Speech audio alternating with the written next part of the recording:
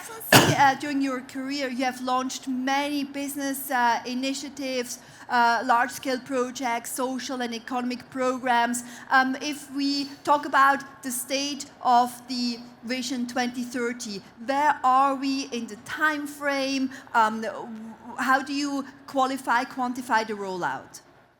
Yeah, as I mentioned, we're about 50% in terms of time, and we've laid the foundation that has been done not only with the vision document, but for every vertical within the Saudi economy, there is a strategy for the sector, which is supported by the Ministry of Investment and our partners around the kingdom, government and private sector, with detailed investment plans.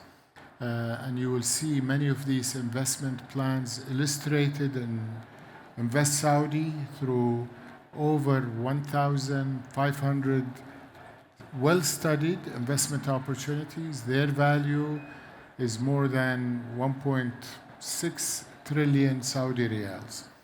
This is in addition to the significant investments that have taken place. I'm happy to say that investments today are driving the Saudi economy.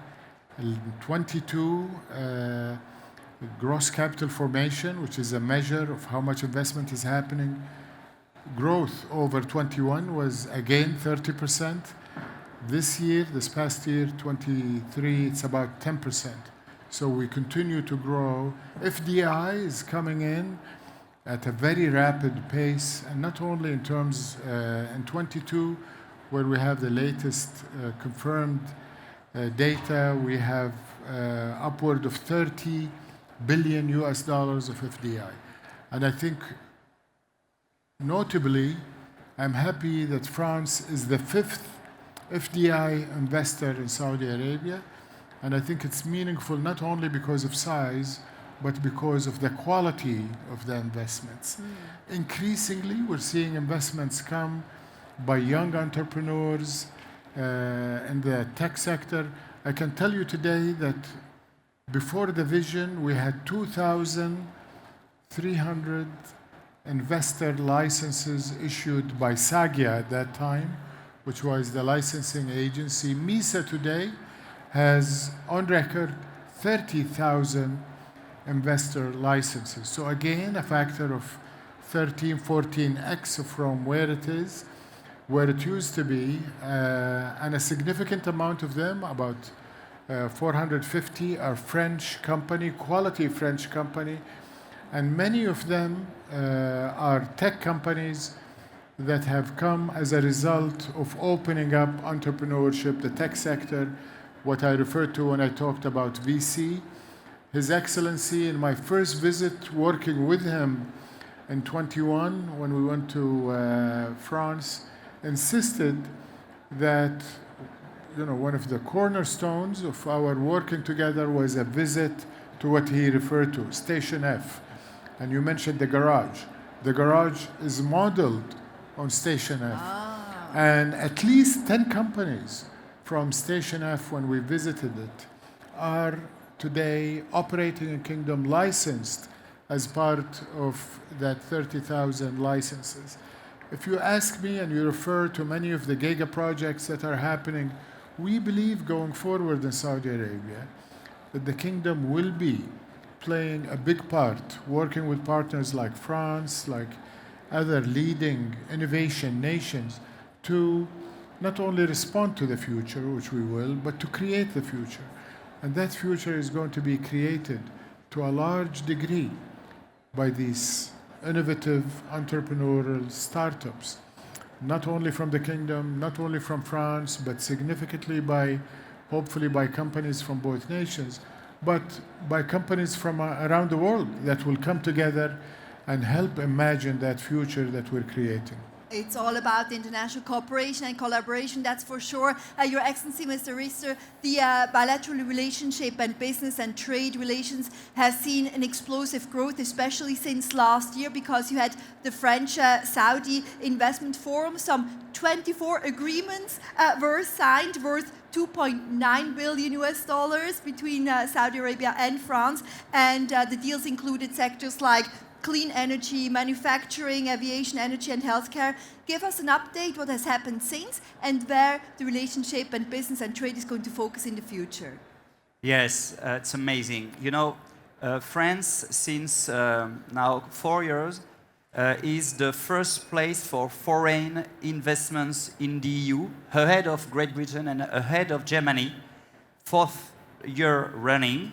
And it's thanks to pro-agenda business in terms of, reducing the tax burden, overhaul the French social model, reform the professional training, and investing in new tech and new sectors, and building strong partnership with some very important friends all over the world, and specifically in the region with the kingdom. And President Macron launched a plan, France 2030, France 2030. Almost like the Saudi Arabia vision. Exactly, and this plan is aiming to invest 54 billion euros in new sectors, in sectors of the futures. And we saw last year, and we see each time we discuss with His Excellency, that we share the same objectives in terms of investment in sectors of the future. And these sectors are crucial for the future. When we are at LEAP, we have to mention tech sectors. I could say artificial intelligence, where in Europe we are leader, with very famous companies as Pascal, for instance. But I could say quantum computing.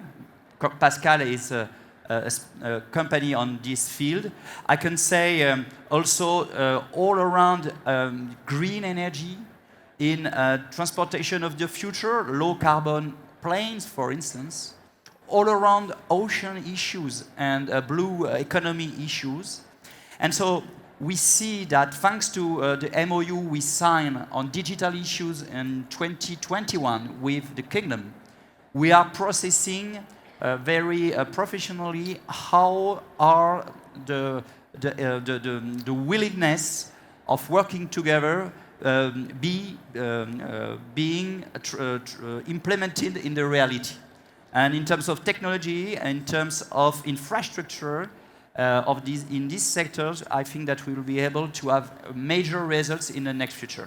Your Excellency, yes, please. I just wanted to refer, you mentioned the MOUs that were signed, and many people wonder what happens after these MOUs are signed. So let me tell you, just since that agreement, and some of these MOUs are still work in progress, but Total and Saudi Aramco, with the support of the Saudi government, signed a definitive agreement, final investment decision for the Amiral project in Jubail.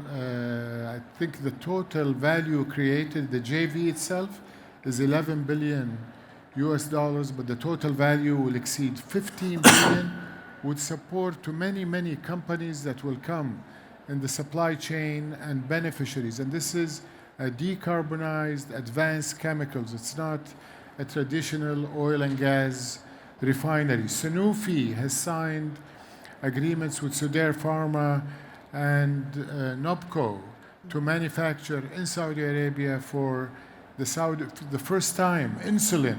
So thus incubating the biotech sector and opportunities for many deep tech companies in that space. Many companies have come in advanced electronics like Thales and others, and have signed agreements that also are going to be locomotives that will provide. Alstom has gotten the contract for a big tramway in Al Ula, which is a huge hub for Saudi-French cooperation in tourism and culture and heritage and archaeology. So these get-togethers where agreements are signed actually multiply over time and in a short period of time. And like I said, because of what we do together today, you will be happy to know that there are hundreds of French companies walking the hallways of LEAP, making new agreements. Some of them will be announced and some of them will happen organically and will have great results.